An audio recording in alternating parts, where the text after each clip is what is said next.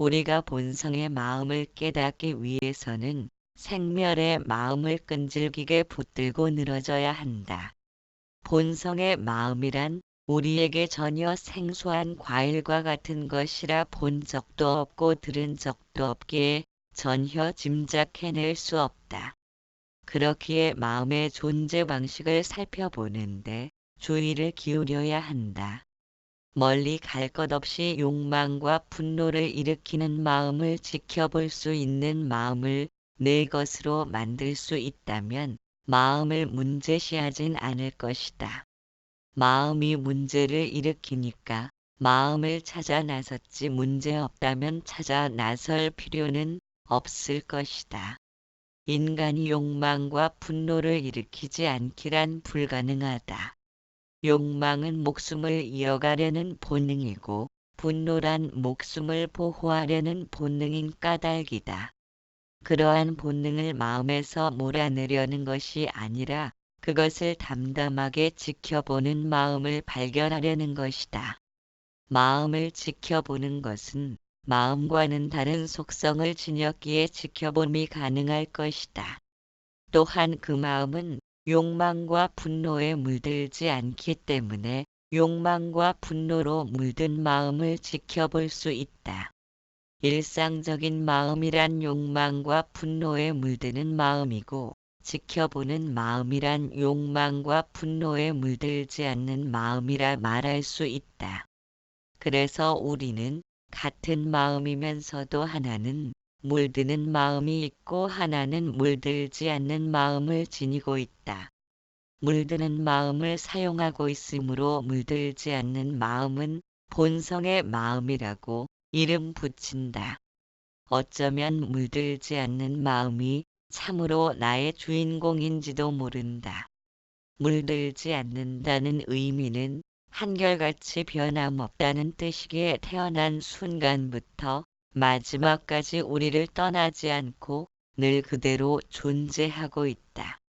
소련의 키를리안이란 사람은 1970년대에 생명체가 기기를 내뿜는 것을 사진으로 촬영할 수 있는 사진기를 발명했다.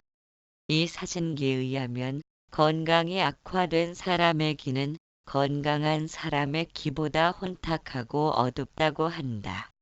식물의 잎에서도 기를 내뿜는 장면을 촬영할 수 있다.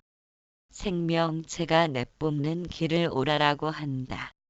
이처럼 생명체란 한 순간도 쉬지 않고 생명에너지를 내뿜고 있다. 눈을 통해 나오는 생명에너지에 사물의 파장이 전달되면 그 신호를 받아들인 눈은 자신의 정보를 마음으로 전달한다.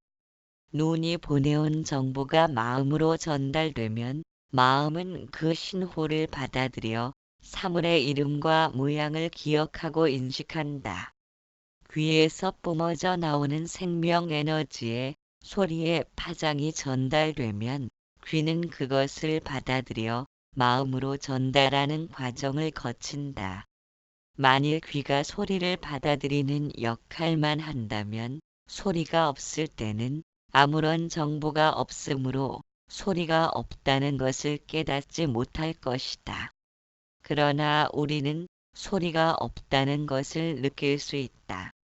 소리가 있건 없건 끊임없이 방출되는 생명에너지에 의해 소리가 없다는 것 또한 알아차리는 것이다. 눈도 마찬가지이다. 눈이 만약 사물을 받아들이는 역할만 한다면 사물이 없는 허공을 느낄 수는 없을 것이다.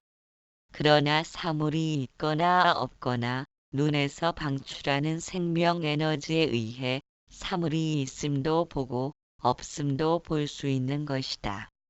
또한 우리의 몸 전체가 감각기관이기에 손으로 발을 만지면 손도 느끼고 발도 느낀다.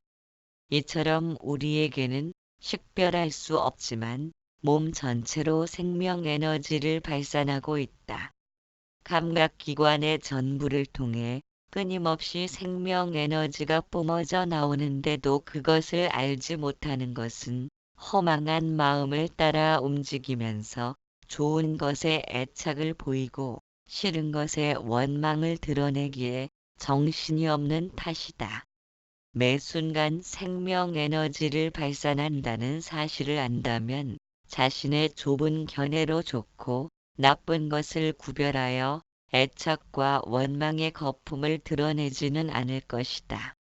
존재하고 호흡하고 맥박으로 고동치는 것 자체가 축복이기 때문이다. 그러나 온갖 기억된 정보로 오염된 채 흘러다니는 생각의 물결을 내 마음이라고 아는 까닭에 나와 내 것을 고집하여 집착을 일으킨다. 그렇기에 북쪽을 남쪽으로 알고 가는 사람처럼 미혹하여 일으킨 무명에 의해 욕망과 분노의 굴레를 덮어쓰고 있으므로 고통의 늪으로 빠진 것이다. 우리가 평생에 걸쳐 추구하려는 최대의 관심사가 고통을 극복하는 것이라면 고통을 일으키는 번뇌의 실체를 살펴야 한다. 번뇌가 사라짐으로써만이 고통이 소멸된다. 그러나 과연 번뇌를 소멸시켜야만 고통이 극복된 상태를 경험할 수 있을 것인가를 생각해 보아야 한다. 만일 번뇌가 소멸된다면 무엇으로 고통이 극복된 상태를 경험할 수 있겠는가? 번뇌가 있음으로 해서 번뇌 없는 상태를 추구하는 것이라면 그 길은 결국 번뇌가 추구하는 것이다.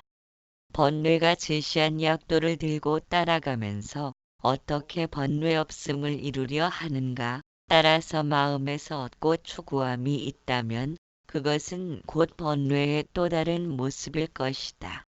우리는 번뇌의 어둠을 몰아낸 후에 나타나는 지혜의 밝음을 꿈꾸고 있다. 그러나 어둠과 밝은 곳이 따로 존재하는 것이 아니다. 해가 나타나면 밝아지고 사라지면 어둠이 되는 것이지 아무리 밝은 곳을 찾아 나서도 밤이 되면 어둠으로 변할 것이다. 즉 번뇌의 어둠을 몰아내려는 그것이 바로 어리석음의 무명이다.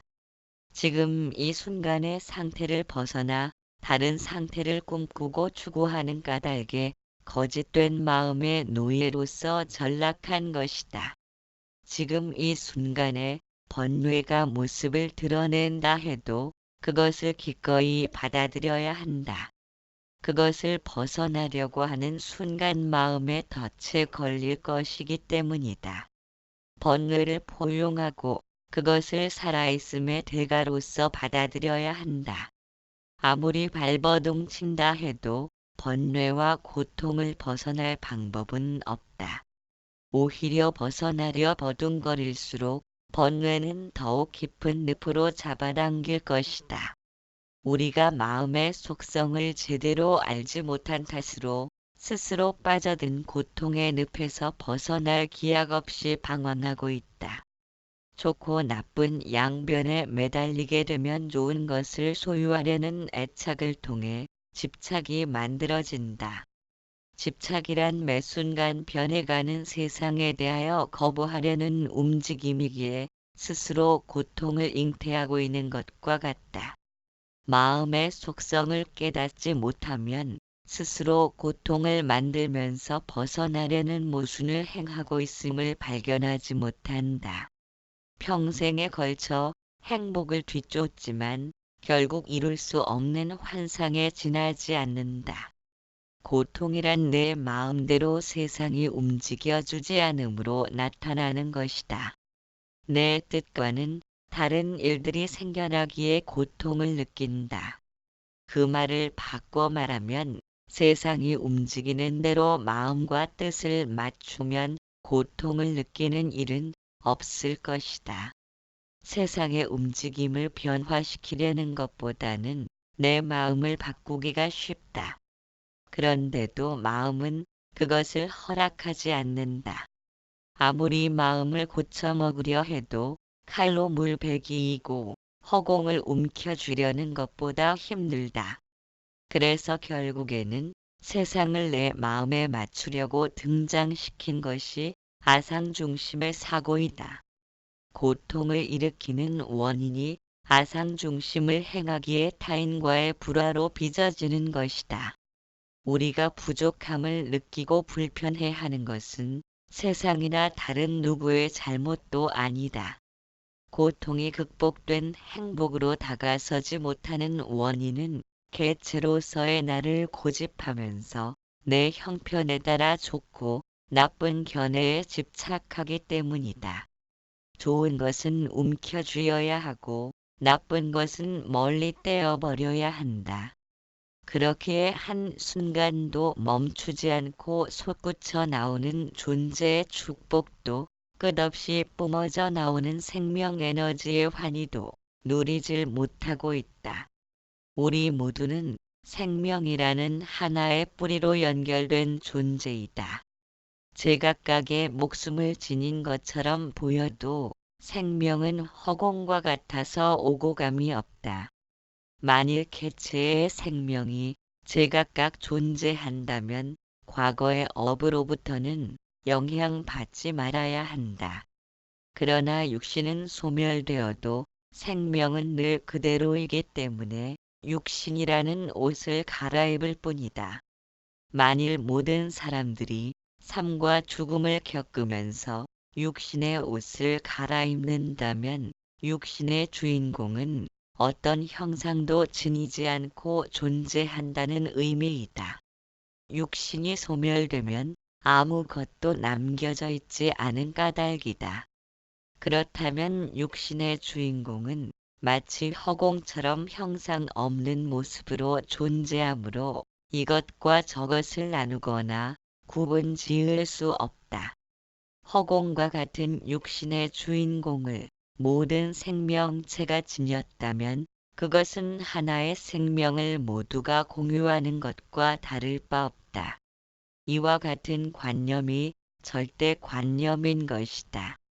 그렇기에 절대관념에서는 형상 없음으로 인해 형상 있음이 생겨난 까닭의 있음과 없음이 제각각 존재하지 않는다. 곧 없음이 있음이고 있음이 없음이므로 있음을 있음만으로 보거나 없음을 없음만으로 보는 언어의 상대적 관념으로는 절대 관념을 이해하지 못한다. 손가락도 모양이 제각각 다르기에 물건을 쥐기 편하고 반지를 끼는 손가락이 정해져 있다. 모양이 같지 않고 주어진 역할이 서로 다르다고 해서 손가락이 제각각의 생명을 지니고 별개로 살아간다고 생각하지는 않을 것이다. 너는 또 다른 나라는 사실을 알지 못하고 세상을 내 입맛에만 맞추려 한다면 바다가 되지 못하는 개체의 물방울이기를 고집하기에 나와 내 것에 집착하는 만큼 고통은 그림자처럼 달라붙게 된다. 꿈의 의미 깨어남. 두 번째 날. 독일의 철학자 니체는 인간의 부류를 세 가지 형태로 구분지었다. 낙타와 같은 무리, 사자와 같은 무리, 어린아이와 같은 무리이다. 첫째는 낙타의 무리로 일반적인 대다수의 사람들, 축적물을 통해 위로받고 삶으로부터 무언가를 얻어내기 위해 마음을 따라가는 무수한 사람들, 그들은 낙타가 주인 앞에 무릎을 꿇듯 순종을 통해서 안락함을 보장받기 원한다. 두 번째는 사자의 무리로 첫 번째의 무리에서 떨어져 나온 사람들, 즉 맹목적인 순종보다는 원인을 살피고자 하며 불합리한 것에 대항하려는 정신을 지니고 있다. 그들에게 있어 편하고 안락한 삶은 별 의미를 지니지 못한다. 왜냐하면 삶에 대한 의심이 가득하고 갈등으로 혼란받는 원인을 규명하려는 소신을 지니고 있는 까닭이다. 세 번째의 어린아이의 무리는 순수하고 천진하며 순간순간을 불꽃처럼 살아간다. 나라는 생각도 남이라는 생각도 놓아버려 모두가 더불어 살아가는 세상을 만들고 있다. 그들은 어느 다른 곳에서 파라다이스를 건설하려는 것이 아니라 지금 이 자리를 최상의 터전으로 가꾸어 간다. 이와 같이 세 종류로 구분지어 나눌 수 있는 것은 꿈이 존재하는 까닭이다. 꿈속에서 자신이 실제 한다고 믿었던 것들이 깨고 나면 본인이 일으킨 환상이었음을 깨닫게 된다. 과연 어디까지를 꿈과 현실의 경계로 삼을 것인가에 따라 자신이 속하게 되는 무리에 합류하는 것이다. 욕망의 세계, 정신의 세계, 본질의 세계이며 즉 욕계, 색계, 무색계로서 3계라고 한다. 욕망으로 이루어진 세계란 눈에 보이고 귀로 들리는 경계에 따라 마음을 일으키고 그것을 바탕으로 분별을 지닌 사람들은 첫 번째 낙타의 무리에 속한다. 자신의 욕구를 충족시키기 위한 터전으로서의 삶을 마련하고 있다. 사회와 문명이 그들에 의해 형성되었으며 이룩되었다. 그러나 문득 사고가 자신을 기만하고 있으며 현실에서조차 자신이 믿고 의지하던 모든 것이 물거품처럼 사라지는 망상에 불과할지도 모른다는 사실에 눈을 돌린다. 아무리 꿈속에서 애를 태우고 조바심을 내도 꿈이라는 사실을 알아차리지 못했던 것을 생각해내고는 현실에서조차 이것도 혹시 꿈일지 모른다는 사실에 초점을 맞추기 시작한다. 이제 더 이상 안락하고 편한 것에 안주하려는 일관된 마음은 의미를 지니지 못한다. 그들은 자신의 내면에 관심을 지녔으며 주의 깊게 살피고 있다. 자신들이 행한 삶에 대한 욕망과 쾌락들은 자신이 원하는 지속적이고도 영원한 만족감으로 인도할 수 없음을 눈치챘기 때문일 것이다. 그것들은 마치 꿈처럼 사라져 가고 다시 허탈한 심정으로 꿈꾸기를 행하려는 반복적인 일상에 견딜 수 없는 것이다. 육계가 육체적인 만족감을 성취하기 위한 세계라면 색계는 정신의 세계로 물질이란 정신적인 만족감을 성취하기 위해 존재하는 세계이다. 만일 꿈이 허상이며 자신이 일으킨 착각이었음을 알지 못했다면 정신적인 만족을 얻으려는 색계는 존재하지 않았을 것이다. 오로지 인간은 먹고 마시며 육체를 돌보는 일에 전 생애를 허비했을 것이다. 그런데 모든 존재는 결국 죽고 만다는 예외 없는 사실을 확인한 것이다. 그때 비로소 꿈이 지니는 의미를 재확인하게 된다. 죽고 나면 어디로 가는 것인가? 그것은 마치 꿈을 깨는 것과 같지 않을까? 죽음이 있기 때문에 꿈은 단지 꿈으로만 끝날 수 없게 되었다. 즉 내면을 지켜보는 주시자가 등장하는 것이다. 주시자가 등장하는 것을 일컬어 두 번째인 색계의 영역이라고 할 수 있다. 없던 주시자가 갑자기 나타난 것이 아니라 밝은 대낮에는 후라시의 불빛을 확인할 수 없고 또 필요하지도 않았지만 밤이 되자 절대적인 존재로 바뀐 것이다. 그들은 생각의 의도를 파악하고자 하고 행동의 원인을 분석하고자 한다. 세 번째인 무색계는 본질의 세계로 순수한 어린 아이와 같은 차원으로 주시자도 놓아버린 사람들의 무리라고 할 수 있다. 그들은 과거를 끌어안고 살지 않는다. 무언가를 얻으려는 애착도 없으며 의도를 파악하고 원인을 분석하고자 골머리를 앓지도 않는다. 그들은 왔다가 때 되면 간다. 거기에 무슨 토를 달거나 다음을 기약하지도 않는다. 단지 그뿐이다. 꿈이란 자신의 잠재된 무의식을 파악하는 실마리가 되기도 한다. 또한 꿈을 꾸었음을 아는 주시자는 지난 밤에는 꿈이 없었음을 기억해낼 수 있다.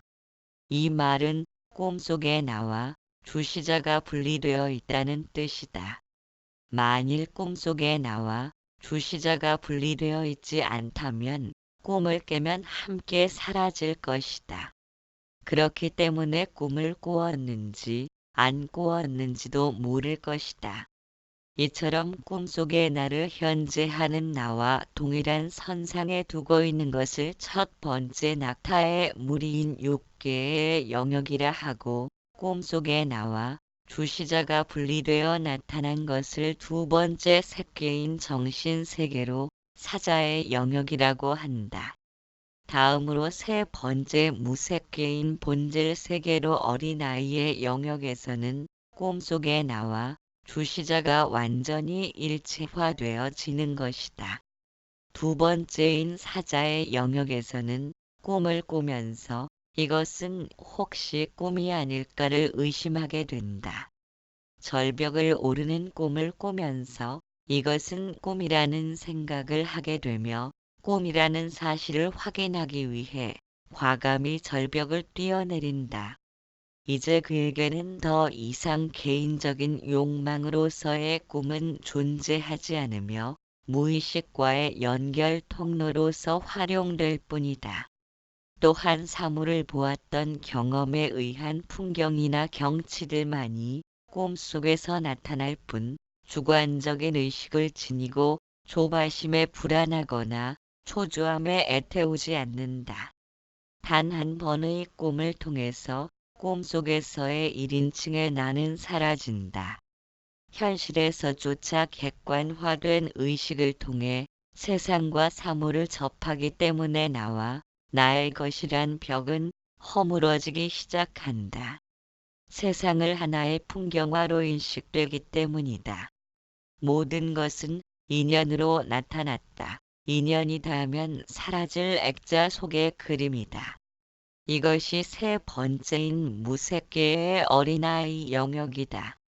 고통이나 불행이라 해도 인연이 닿으면 스스로 사라질 공허한 것이다.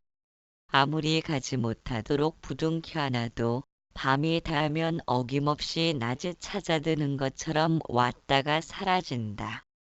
행과 불행이란 결국 손님에 지나지 않는다.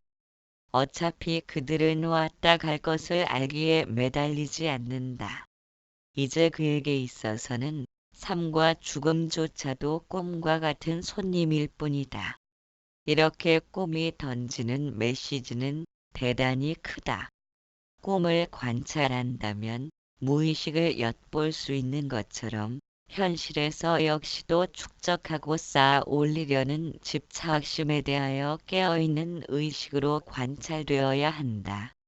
그렇다면 예전과는 대단히 달라진 모습으로 삶과 주변을 대하고 있음을 느낄 것이다.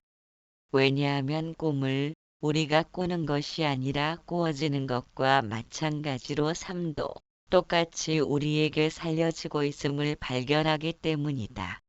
그럼으로써 행위의 주체자가 될 때 등장하는 선택과 갈등으로 혼란받을 필요는 없을 것이다. 자신을 타인처럼 읽어나가는 의식이 깊어질 때 생각의 의도와 내면의 움직임에 대하여 완벽한 깨어있음을 실천할 수 있다. 그것은 현실에서 꿈꾸는 행위를 일으키고 있음을 아는 것에서부터 시작될 것이다. 꿈꾸는 행위란 상대적인 개념을 지니고 있는 행복과 불행, 기쁨과 슬픔, 높음과 낮음, 밝음과 어둠 등의 두 모습에 희롱당하는 것이다.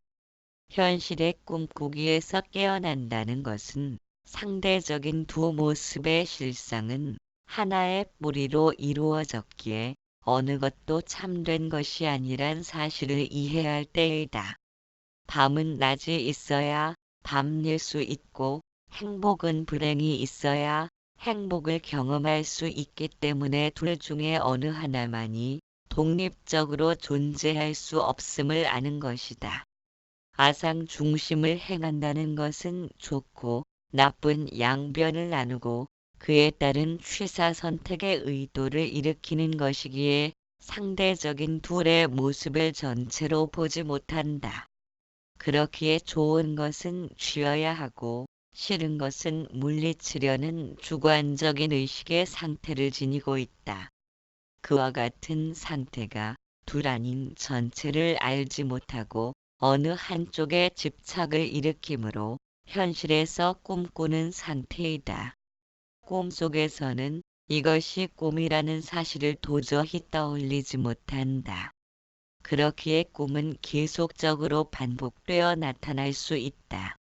마찬가지로 객관화된 나로 근접하기 위해서는 현실에서도 자신이 좋고 나쁜 양변을 만들면서 내 맘에 들고 안 들고를 취하려는 것이 혹시 꿈꾸고 있는 것은 아닌지를 살펴보아야 한다. 그것은 마치 손가락으로 눈을 눌러 전등불을 본다고 했을 때 두 모습으로 나누어진다.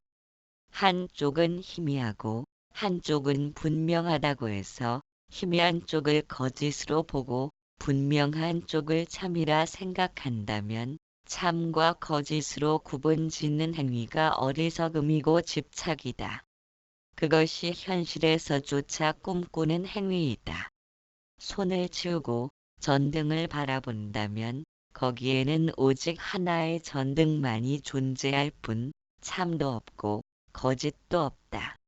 지혜로운 사람이라면 손을 눌러 생겨난 그림자에 대하여 있고 없음을 논할 필요가 없음을 안다. 그것은 없는 것이 아니지만 그렇다고 있는 것도 아니다. 그렇기에 참과 거짓을 나누면서 기륭화복에 매달린 마음은 집착을 일으킬 수밖에 없다. 시선을